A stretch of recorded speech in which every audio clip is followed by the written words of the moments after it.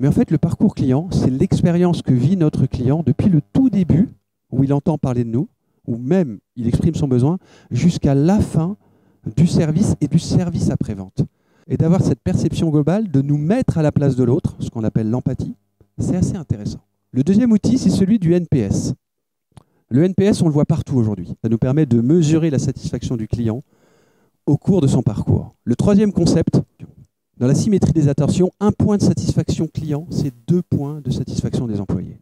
Il va mieux réagir quand il y a une crise, quand il y a une question, quand il y a un échange à faire, c'est une évidence. Mais c'est mesuré à ce niveau-là.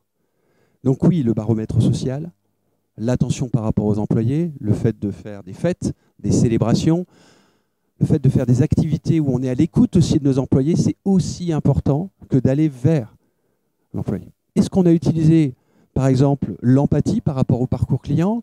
Est-ce qu'on a utilisé la symétrie des attentions? Comme par hasard, on a réussi à faire une équipe qui était super pour répondre à cette crise ou sur ce projet, jusqu'à ce que le client soit satisfait?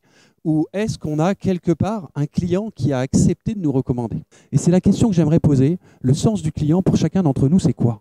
Quand on part d'un pourquoi qui est fort, en fait, on n'active pas seulement notre tête, mais on active aussi nos tripes.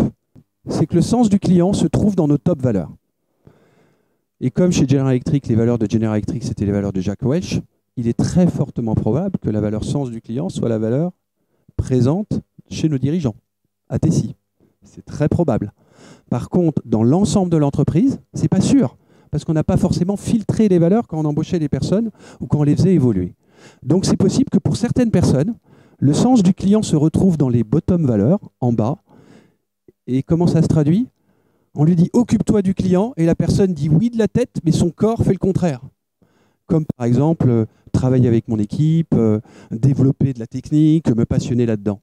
Parce qu'il a des valeurs différentes et qu'on ne l'a pas aidé à faire le travail entre ses valeurs et la valeur de l'entreprise, quelle que soit d'ailleurs la valeur de l'entreprise. Donc si on oublie quelles sont nos valeurs d'entreprise et si on ne relie pas nos valeurs individuelles à celles de l'entreprise, ça ne prend pas. Donc si on se désengage, c'est qu'on n'est pas relié à nos valeurs. Et maintenant, comment est-ce qu'on peut faire au quotidien pour relier ça dans nos activités? Comment est-ce qu'on peut mettre, comme la vidéo de Simon Sinek que je n'ai pas présentée, mais le pourquoi, comment, quoi, comment est-ce qu'on peut mettre du pourquoi, du sens dans nos activités quotidiennes? Qu'est-ce que je pourrais mettre en place pendant 1, 3 ou 5 minutes par jour pour me relier un peu plus au pourquoi, au sens du client dans mes activités quotidiennes? Et là, je peux vous garantir que ça va s'améliorer.